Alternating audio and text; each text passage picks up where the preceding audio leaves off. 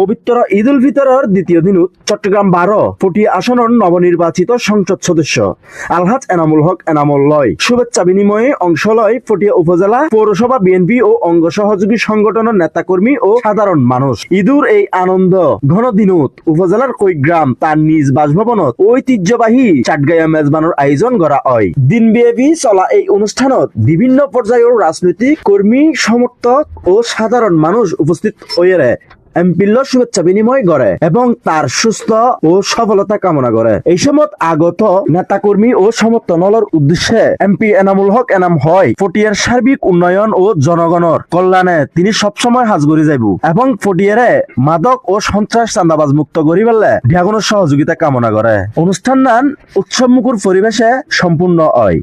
এতে অংশগ্রহণকারী নেতাকর্মী ও সমর্থনের মধ্যে আনন্দ, সম্প্রীতি ও সৌন্দর্যের এক অন্যরকম আবির্ভাব সৃষ্টি হয়।